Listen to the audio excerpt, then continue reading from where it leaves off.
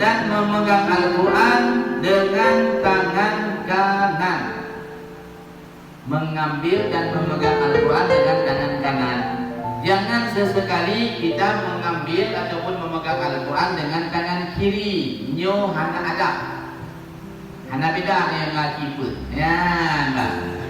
Jadi pakai tangan kanan. Setelah kita ambil dan memegangnya dengan tangan kanan, jangan kita apa bahasanya beta tenteng dulu.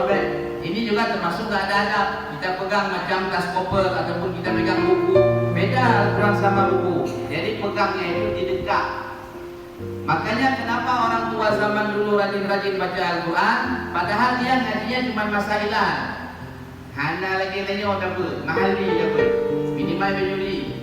Tapi baca Quran kok urung jamun diput sampai masailah saja, tapi rajin baca Quran. Kenapa? Karena adabnya diamalkan oleh orang tua zaman dahulu. Pegang Al-Quran di dekat. Kan ada yang kuno aja pun. Ya, jadi kau pegang Al-Quran itu di dekat. Dua-dua kalau perlu pegang di atas dada. Jangan dibuat seperti ini. Nah, kemudian Al-Quran juga nggak boleh kita taruh di belakang kita. Misalnya kan ada nih anak-anak muda, ada tas, taruh Al-Quran di belakang. Ini juga termasuk yang kategori nggak punya adab. Ya, Bang. Bukan Al-Quran saja, buku kitab hadis juga demikian. Kitab hadis juga jangan dipegang dengan tangan kiri. Dan juga kitab-kitab karangan alim ulama kita juga jangan kita pegang dengan tangan kiri, melainkan pegangnya dengan tangan kanan. Ini adab, harus kita perhatikan. Ya, kalau enggak kitab tersebut pun malas dia sama kita kalau kita nggak ada adab sama dia.